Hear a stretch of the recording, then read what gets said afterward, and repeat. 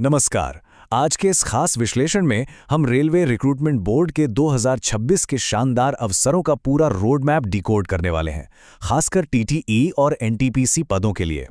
ये एक ऐसा मौका है जिसका लाखों कैंडिडेट्स बड़ी बेसब्री से इंतजार कर रहे थे। तो चलिए सीधा काम की बात पर आते हैं और शुरुआत करते हैं इस बहुत ही बड़े और शानदार आंकड़े के साथ। 8,850। जी हां, पूरे भारत में मेल और फीमेल कैंडिडेट्स के लिए कुल मिलाकर 8,850 वैकेंसियों की घोषणा होने जा रही है। सच कहूं तो ये कोई छोटा मोटा नंबर नहीं है, ये एक बहुत बड़ा चांस है जिसे हाथ से बिल्कुल नहीं जाने देना चाहिए। इस रोड मैप में हम 5 मुख्य बातों पर फोकस करेंगे। पहला, 2026 का रेलवे अवसर। दूसरा, एलिजिबिलिटी और फीस। तीसरा, 4 स्टेप्स वाली चयन प्रक्रिया। चौथा, एग्जाम पैटर्न। और सबसे आखिर में जरूरी डॉक्यूमेंट्स की लिस्ट। तो आइए सबसे पहले बात करते हैं सेक्शन 1 की, 2026 के रेलवे भर्ती अवसर।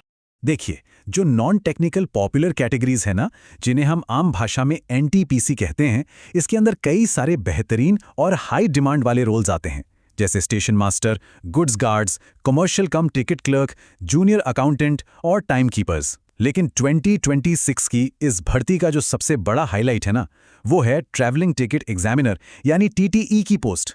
ये मल्टीपल जॉब अपॉर्चुनिटीज एक शानदार करियर का दरवाजा खोलती हैं।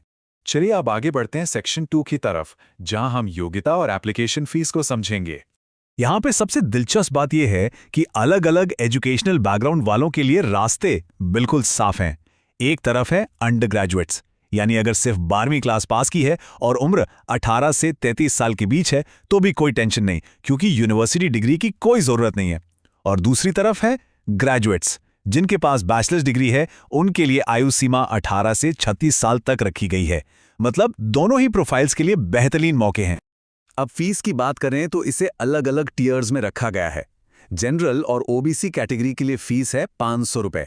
वहीं एससी, एसटी, महिलाओं और पीडब्ल्यूडी कैंडिडेट्स के लिए ये सिर्फ 250 रुपए है। और हाँ, यहाँ एक बहुत बड़ा फायदा है एज रिलैक्सेशन का।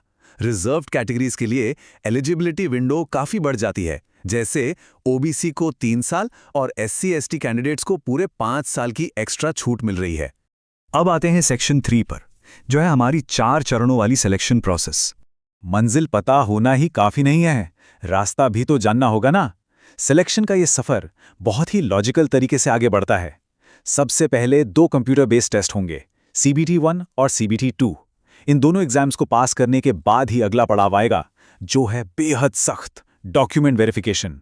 और एकदम अंत में होगा फाइनल मेडिकल एग्जामिनेशन। इन चारों स्टेप्स को क्लियर किए बिना सिलेक्शन बिल्कुल संभव नहीं है। चलिए अब डीकोड करते हैं सेक्शन 4 को, एग्जाम पैटर्न। क्योंकि पहले 2 स्टेप्स कंप्यूटर बेस्ड टेस्ट हैं, तो ये समझना बहुत जरूरी है कि पेपर आखिर आएगा कैसा। अब इस पैटर्न को ध्यान से देखिए। दोनों एग्जाम्स में जो 4 सब्जेक्ट्स हैं, general awareness, maths, general intelligence और रीजनिंग, वो बिल्कुल सेम है। लेकिन असली ट्विस्ट आता है दूसरे लेवल पर। CBT 2 में उसी 90 मिनट के टाइम में 100 की जगह 120 सवाल हल करने होंगे। मतलब समझ रहे हैं ना, यहां नॉलेज के साथ साथ स्पीड और एक्यूरेसी ही सफलता की असली चाबी होगी। और यहां पर एक बहुत ही सख्त वार्निंग है। एग्जाम्स में तुक्का लगाना या ब्लाइंड गेसिंग करना बहुत भारी पड़ सकता है। दोनों ही एग्जाम्स में सीधे तौर पर 1/3 यानी 1/3 नेगेटिव मार्किंग लागू है। एक गलत जवाब और मार्क्स कट। इसलिए सवालों का जवाब सोच समझकर और पूरे कॉन्फिडेंस के साथ ही देना होगा। अब हम आ गए हैं सेक्शन 5 पर, जो है एसेंशियल डॉक्यूमेंट चेकलिस्ट। ये वो स्टेज है जहां अक्सर लोग छोटी छोटी गलतियों की वजह से बाहर हो जाते हैं। वैलिड आईडी प्रूफ, 10वीं की मार्कशीट, कास्ट सर्टिफिकेट और एजुकेशन सर्टिफिकेट्स, ये सब तो चाहिए ही। लेकिन यहां सबसे ज्यादा ध्यान देने वाली बात क्या है?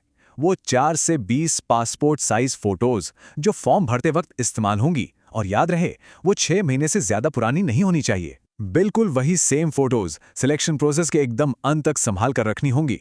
इन्हें एडवांस में तैयार करके रखना ही सबसे बड़ी समझदारी है। और ये बात तो बिल्कुल पक्के तौर पे नोट कर लीजिए, अगर फॉर्म में भरी गई कोई भी डिटेल, चाहे वो नाम हो, माता पिता का नाम हो या डेट ऑफ बर्थ हो, अगर वो 10वीं की मार्कशीट से जरा सी भी अलग निकली तो डॉक्यूमेंट वेरिफिकेशन के टाइम क्रॉस चेक होते ही एप्लीकेशन को तुरंत रिजेक्ट कर दिया जाएगा। कोई एक्सक्यूज नहीं चलेगा। दोनों में एकदम परफेक्ट मैच होना 100% अनिवार्य है। तो अब देखिए, 2026 बस आ ही रहा है। सारी जरूरी डिटेल्स, सिलेबस और डॉक्यूमेंट्स की चेकलिस्ट बिल्कुल सामने है। इस बड़े और कड़े मुकाबले वाले अवसर के लिए सारी जानकारी मिल चुकी है। तो अब बस एक ही सवाल बचता है, क्या इस शानदार मौके के लिए तैयारी आज ही से शुरू हो रही है? इस बारे में जरूर सोचिएगा। इसी के साथ हमारा ये विश्लेषण यहीं खत्म होता है।